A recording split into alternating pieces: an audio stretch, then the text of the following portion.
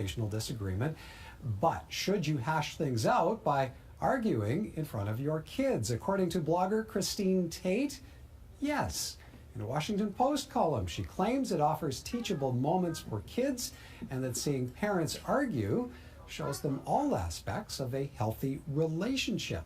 Donna, is this something the kids need to see? Where do you stand on this? I'm going to sit on the fence. As a nurse, I mean, we really believe in people being fully informed about their diseases and the treatment and everything else. Well, you kind of think then about children as well.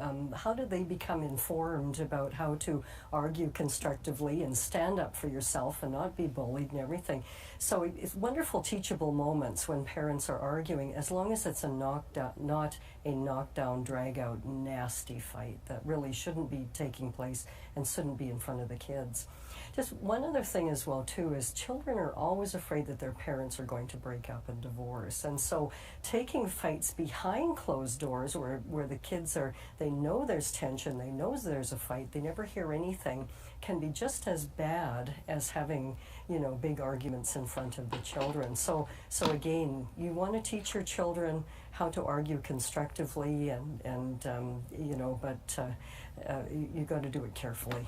So, Susan, at what point would you suggest drawing the line on exposing kids to having a fight?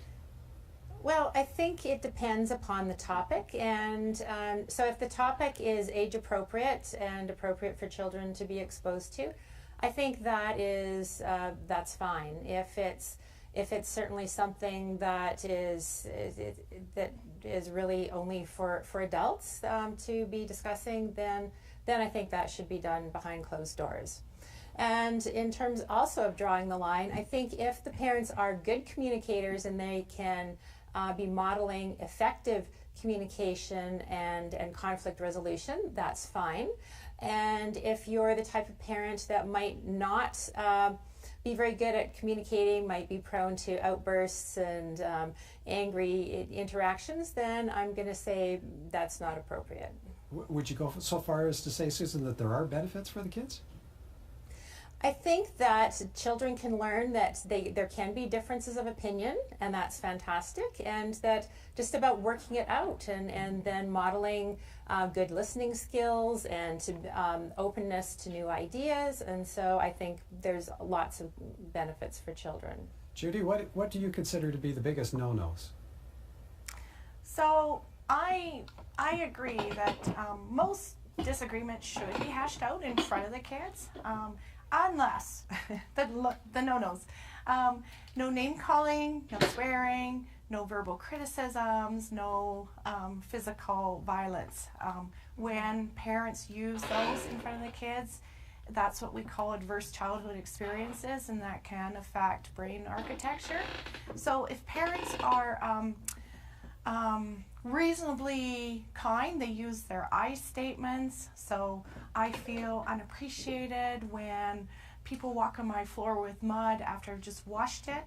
Keep to I statements rather than you statements, and look for a win-win solution. That's what kids need to see, and that's what parents need to model. But when we do cross the line, though, there is an actual impact on the child? There is. It does. It's one of those ACEs. Now, by itself, it's not as damaging, but when coupled with other ACEs or adverse childhood experiences, it does affect growing children's brains. So if parents do those no-nos, it should be behind closed doors and very quietly.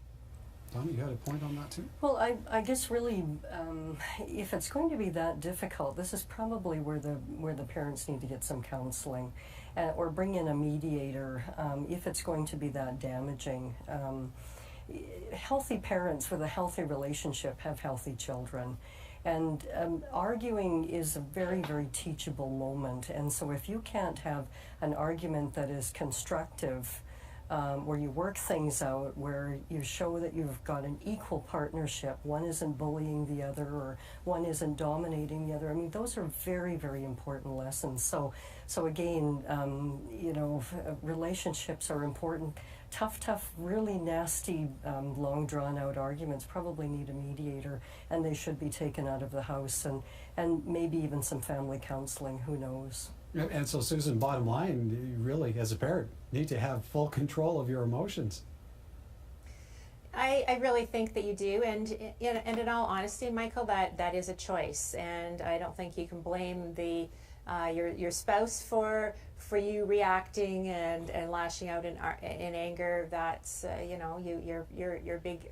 you're an adult, and you can handle yourself accordingly.